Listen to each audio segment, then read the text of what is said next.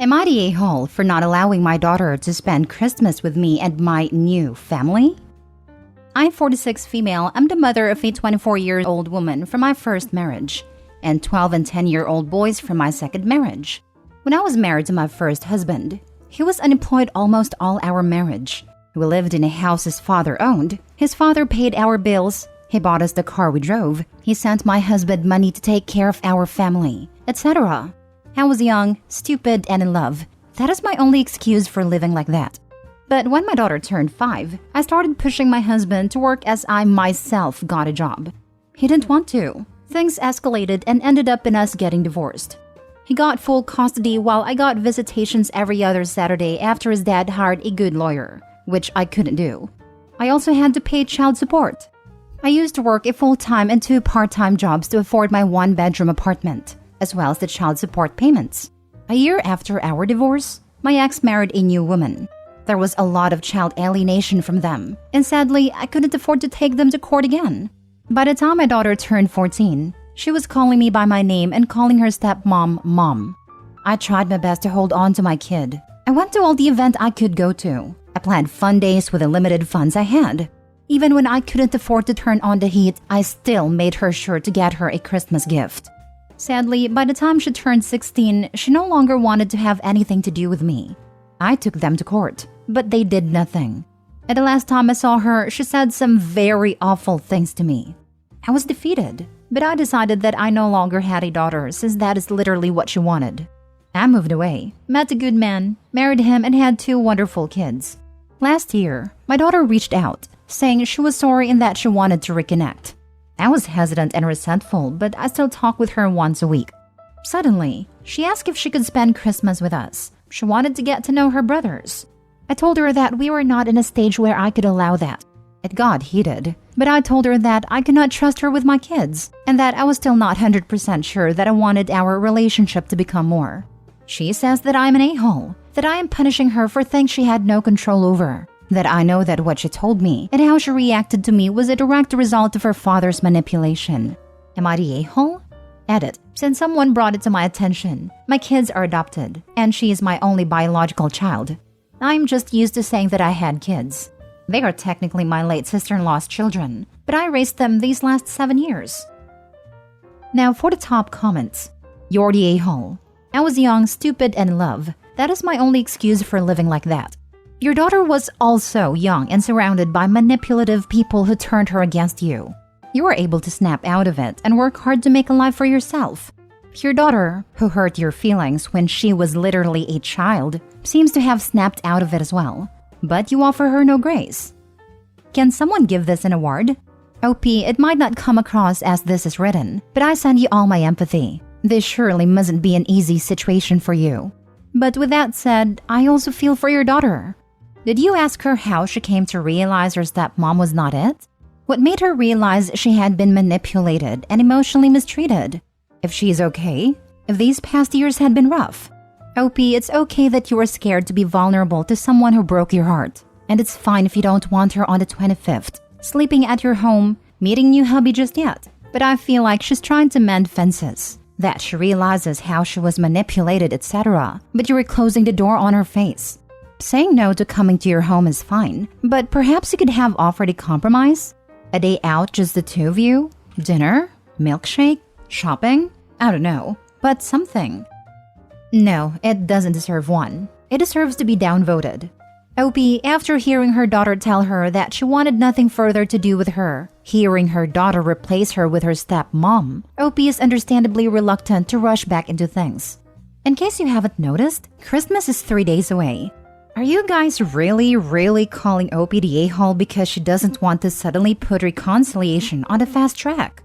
Also, notice how the daughter reacts when she's told no? She requested that she be allowed to spend Christmas with them and meet her half-brothers. Her mother, whom she disowned, cruelly insulted and spitefully replaced with a stepmom, is taking things slowly and refusing to rush into things. Any request that comes with penalties for a refusal isn't a request. It's a demand. The only a-hole in this story is the daughter. She cannot accept no for an answer, and she blames others for actions.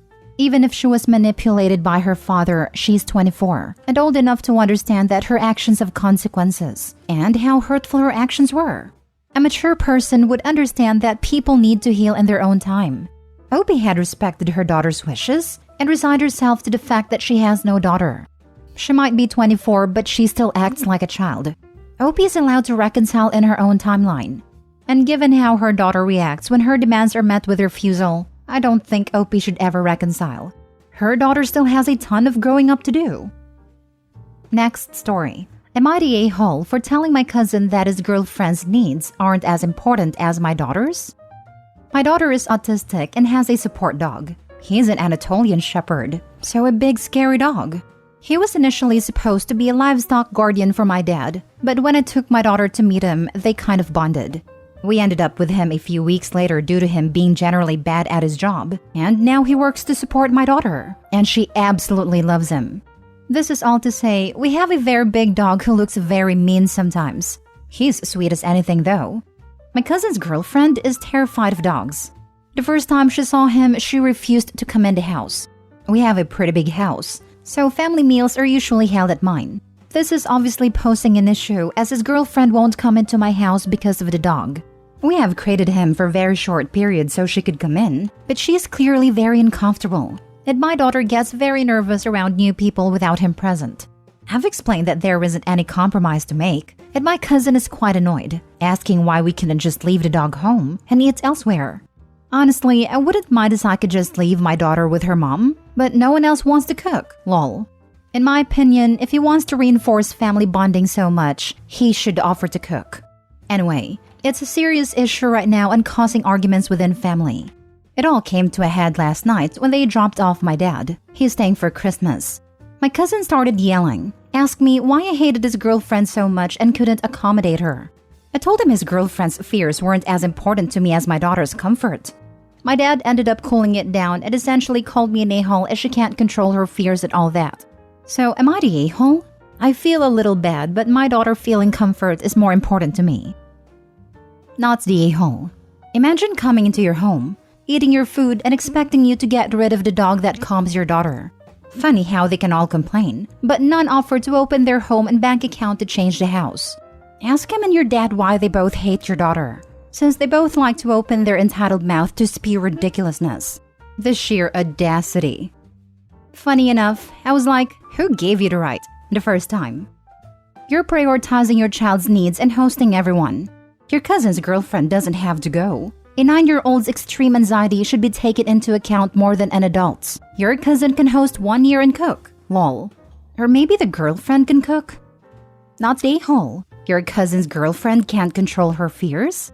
That's nice. Your autistic daughter can't control her fears either. And it's your freaking house. Your cousin and dad both need to get over themselves before they stop getting invited for Christmas.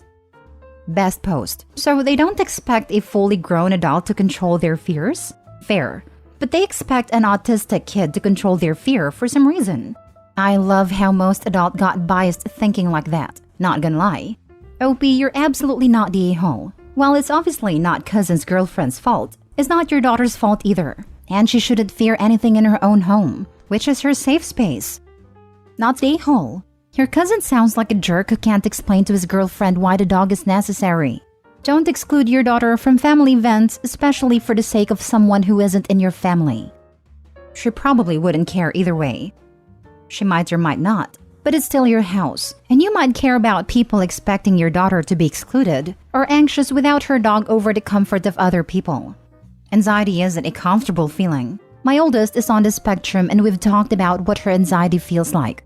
It often includes a panicky feeling, stomach pain, a stress headache, and a racing heart rate, sometimes even chest pain. If this dog takes all of that away so that she can be a part of family events, I'd suggest getting the dog trained and making it official. Next story. Am I the a-hole for telling my mom her husband can walk their children down the aisle, but he was never my parent, so is not walking me? My mom met her husband when I was 17 and she married him after 5 months of knowing him. I was already living with my grandparents, so I could attend college when he moved in with her. So, we never lived together. He never parented me or put a roof over my head or any of the stuff that some might say makes him worthy of playing father of the bride. He's an okay guy, but I don't love him or feel particularly close to him. He's just my mom's husband and a father to my half-siblings she had with him once I was already moved out. My mom has apparently decided, though, that he has done so much for me that I should be making him father of the bride at my wedding and have him walk me down the aisle. My dad died when I was still a baby, so mom doesn't count him, even though they were married and everything. Though they were both very young, so maybe she didn't care about him and only married him because she got pregnant. I don't know, but she was talking about her husband. He was acting like he expected it to and was talking about how I'd need to be introduced to some of his friends and coworkers. So when I invite them, they identify me as his daughter. I thought it was crazy. The man is not my parent. It is only family on a technicality, but we are not close. We hardly see each other ever. I told my mom it wasn't going to happen. She went crazy and accused me of being ungrateful and told me I was being disrespectful. And how could he not walk his kid down the aisle? I told him he could walk their children down the aisle someday, but he was never my parent and I was never his kid, so he was not walking me. He was offended as heck and told me he'd never do anything for me again. I asked him what he had done, and he said he took care of my mom and gave me siblings and he put me through college, which he didn't. He said if those things aren't appreciated, then why did he even bother? Mom then told me I should be worshipping the ground he walks on because he's been such a good dad. She called me selfish some more, and then I just walked out and blocked her. But she told my grandparents, her parents, and they asked could I do it to show I appreciate him for being there for mom and for being kind to me. I told them he wasn't very kind to me there, and I pointed out that my uncle, dad's brother, was already doing it. They told me it would be kind to let him. Am I the a-hole? Not the a-hole. It's amazing how this act of entitlement probably has just destroyed any good feelings Opie had about her mom's husband. It seems like he just went from a good guy glad he's there for mom to delusional pushy a-hole who thinks he's owed special status because he exists. But while we're on the subject, Opie, I really think I should be the one to walk you down the aisle. Sure, we've never met, but I did something nice for someone once. I figured you owe me. Sure, we'll make that happen. I'm sure you smiled at me on the street one day or something. It actually would be pretty funny to have a complete stranger walk you down the aisle instead of mom's husband. Like if said stranger had bought you lunch the day before, they'd have done more for you than stepdad did, and therefore they are more entitled to the role. Not the a-hole. Your mom and her husband sound like incredibly toxic people. My guess is that they have been telling everyone what a great stepfather he has been to you, and this is going to burst the little fantasy they have been telling all their friends to make him look good. The worst part is, he was fine before this.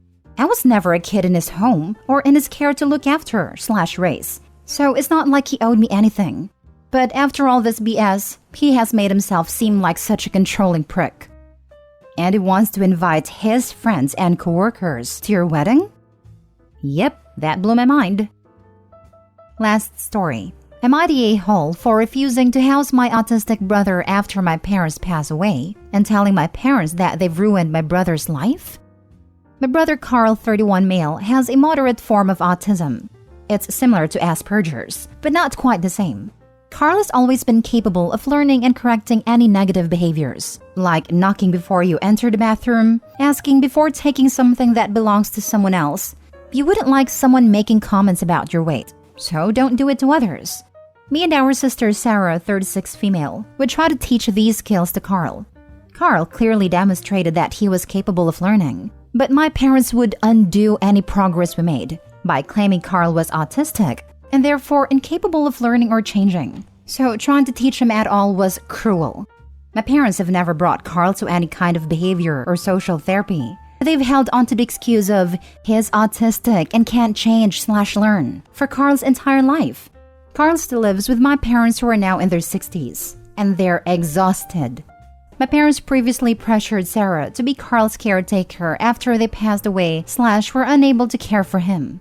But since Sarah now has children of her own, they've started pressuring me instead. They claim to be feeling sick and ask if I could pick up groceries and bring them in the house for them. When I got there, my parents clearly weren't sick and said they wanted to talk to me. They tried convincing me to house Carl after they passed away / were unable to take care of him. They said that all I had to do was let Carl live in my house and keep an eye on him, and that they would set aside money to pay for a personal chef/maid to handle Carl's needs. I told my parents no, that I am not housing Carl, and that there was nothing they can say or do to change my mind. My parents started to lecture me, saying I was being so cruel to Carl because he's autistic, and my refusal to look after him will ruin his life. I told my parents that they are the ones who have ruined Carl's life. They saw Carl was capable of leading a normal life, but they coddled him instead. They actively stopped him from learning skills and how to survive on his own. So when they pass away and neither Sarah nor I will look after Carl, it will be their own fault. Now, several family members, mostly older ones who are too old to look after Carl themselves, are calling me an awful sibling. They accused me of being ableist for refusing to house my autistic brother and become his legal guardian after my parents die. Especially because my parents are desperate at offering to pay for a personal chef/maid for Carl. I don't understand how I'm an ableist for refusing to be Carl's legal guardian, because he isn't my responsibility. I know what I told my parents was disrespectful, but it was still true, and they need to hear it. Am I the a-hole?